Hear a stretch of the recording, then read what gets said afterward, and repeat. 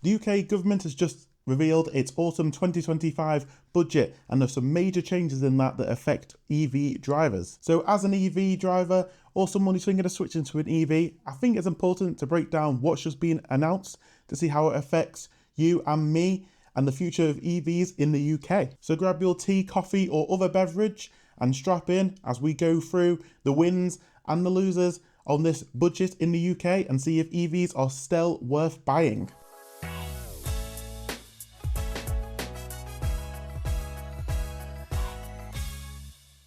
So let's start with the positives. So the government is spending £1.5 billion into EV incentives. So that's £1.3 billion into purchase support and then 200 million into the charging infrastructure. This basically means more funding and help for you buying an EV. It's already available at the moment. Depending on the actual car, make and model, you can actually get an incentive to buy it. Money off. I think it's around 3,750 on qualifying purchases. That's great. Makes your car cheaper, as we know. We discussed in the myths. EVs are expensive, a bit more expensive than petrol cars, so this will help that. And it's good to see the government continuing on that support into the further years. So that's definitely a thumbs up. Whether or not this will cover more cars in a higher kind of budget range, or it's still going to stay on the more cheap, affordable EVs, we don't know yet. Those details haven't come out. All we do know is that support is going to carry on with this additional £1.3 billion.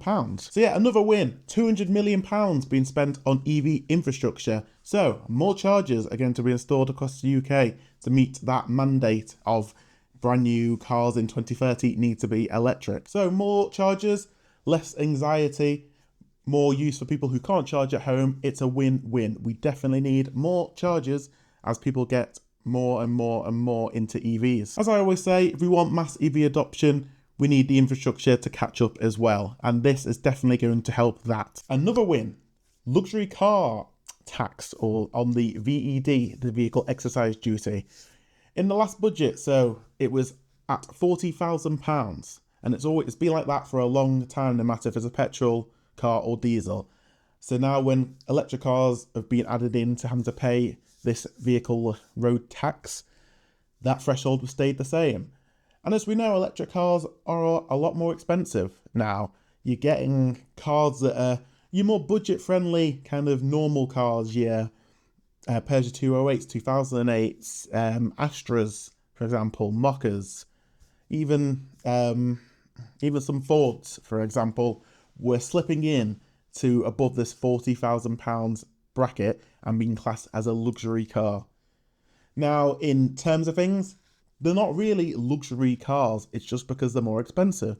And now the government has finally realised that. And for electric cars now, the threshold is now £50,000 rather than 40. Still 40 for petrol and diesels, but £50,000 now for your EVs. So, for an example of that now, up until then, for Teslas, the only car that Tesla sold that was under that tax bracket was the base Model 3, with no change of wheels, no interior colour change or exterior colour change. You had to get the base of everything, and that just was underneath that tax bracket. Now with this change, you can now get that exact same car with your options. You can get the long range rear wheel drive now with some options, and you can also get my one, the long range all wheel drive, but with no options. And also you can get the Model Ys now, the rear wheel drive, and also the long range rear wheel drive will now fit in below this luxury car bracket, which is great to see. So that's coming in from April next year. So any cars registered after April next year are subject to this new higher bracket luxury car tax, which is great to see.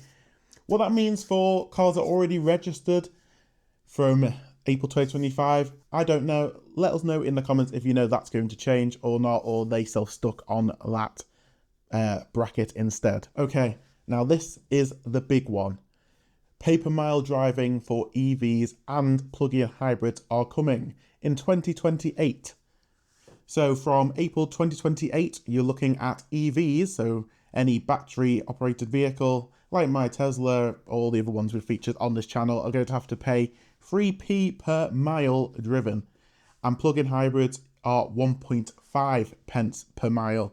Just let that sink in for a minute. And this is on top of the standard VED the electric cars have had to start paying since April this year. So for an example, your car is under the £40,000 luxury car tax bracket. More on that later. That's £195 a year. If you drive 5,000 miles in your EV in that year, it'll be an additional £150. If you drive 12,000 miles a year, that will be an additional £360. Not crazy, but it's definitely not nothing. And it's definitely going to hit the higher mileage drivers a lot more than people who only do around about 5 to 10 miles a day. This has massively changed the narrative of EVs are cheap to run. This I've said a lot on this channel.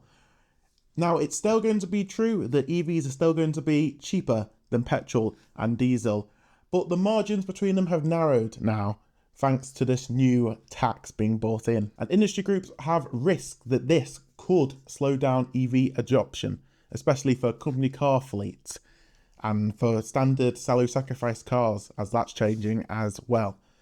So if we're going to meet this target by 2030, I don't think this is definitely not the answer, and this is definitely going to start swaying people away from electric because it's not going to be as cheap as it once was anymore. So let's break this down and see what it means to you and in your scenario. So if you're buying an EV soon, how does this affect you? Not by much. You're still going to benefit from the cheaper running costs from electricity, especially charging from home. That's not going to change. Maintenance, you're still not going to have to pay all the long lists of issues and services that petrol cars have, replacing time and belts and oil changes and all that guff. None of that. You're still going to have simplified maintenance, cheaper or even zero in the fact of my car. And potentially, depending on how the new kind of car grants carry on with that money invested, a cheaper car as well. At the moment, if your car's under a certain threshold, I'll put that on the screen now, you can save money on that. That's staying and that's being expanded on. Again, we don't know what that's going to be expanded to. But if you're going to be buying an EV very soon, don't let this budget put you off too much. But of course, to come 2028 with this new 3p per mile, just be wary that that might drive up the costs just a little bit. If you're a high mileage EV driver, this is where it hurts. Someone driving 15 to 20,000 miles a year can see a massive increase now of around about £450 to £600 added on to what they're paying already for the car. That is quite a big hit. For example, taxi drivers who are doing countless miles up and down the country and around the cities, that's going to hit them hard. It'll be interesting to see what can be done about that, because what's the incentive for taxi drivers to go electric now when having to pay an extra £600, £700 a year thanks to this new tax? Delivery drivers as well, or people who live in more kind of rural settings and who commute or have longer commutes. For an example, if you're commuting 100, 200 odd miles a day, this is going to hit you a lot. What if you drive locally? You're only using your EV to pick up the kids from school, go shopping, you're not doing many miles. You know, you're looking at like less than 20 miles a week. Now, this really isn't going to affect you much. It's going to be a tiny, tiny chunk of extra tax that you probably won't even notice. So if that is you, don't let this big 3p per mile thing worry you too much. Like the media's going to absolutely explode it now and say how bad EVs are for everybody. Don't let that worry you. If you're a lower mileage driver, for example, if you've got 5,000 miles a year on your kind of lease deal and you're not even hitting that, don't let this tax worry you at all. So again, EVs will still be cheaper to run. Let's get that in our heads. I'm going to say it again. EVs are still going to be cheaper to run compared to electric and diesel, but the margins have narrowed. That's what's important here. They're not now more expensive and you should get a petrol car anyway. They're still going to be cheaper in most circumstances. It's just those margins have narrowed. Now, what we don't know, because the details are scarce about this new tax, how is it going to be recorded?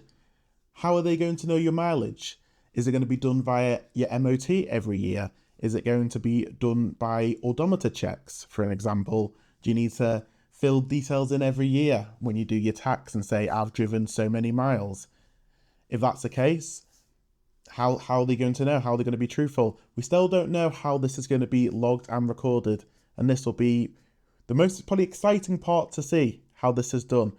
Because if it's done on MOTs, brand new cars in the UK don't need an MOT check until they're 3 years old. So are you going to have to pay those 3 years of mileage in one big kind of lump sum? Or is it going to be a new check every year? Be interesting to see what that's going to be. Are there going to be exemptions for your rural drivers, your taxi drivers, delivery drivers, the people who are doing the high mileage that can now be completely priced out from EVs because of this new tax? Again, an extra £600 a year is just crazy. Go back a year ago, you were paying zero tax. Now, on a brand new car, you're paying £195 a year VED. You're now going to have to pay an extra £600 on top of that for this new tax. And if you're a luxury EV driver, having to pay that extra £400 odd a year due to luxury car tax, it really adds up and makes these cars become very expensive. What about the second-hand market as well? That'll be interesting to see how that's going to affect, especially with these checks of the odometer. How's that going to work? So, what's my view? Well, I think this budget, it's sending mixed signals about EV adoption and drivers. On one hand, we're going to have more grants, more charges, more commitment to that EV future. But then on the other hand, we've now got these new taxes coming in and making EVs more expensive. I think the government is trying to balance the fairness out. For a long time, EVs weren't paying any tax on the roads. They weren't paying for the roads that they were on, as people would say. That's not true. As we know, vehicle excise duty doesn't go on the roads. But they weren't adding on to tax compared to petrol and diesel cars that were paying VED standard, and they were paying fuel duty as well. So I think they're trying to now balance that out. But with this incoming mandate about new vehicles need to be electric, you still need a reason to sway people into getting electric cars. We've had car grants back in the past. They've just come back again. But is that going to be enough? They're still high in price, electric cars. Not everyone can charge at home. And the infrastructure that is coming is still expensive. As we speak about a lot on this channel, Shell Recharge charging nearly 90p a kilowatt hour, GridServe 85p a kilowatt hour.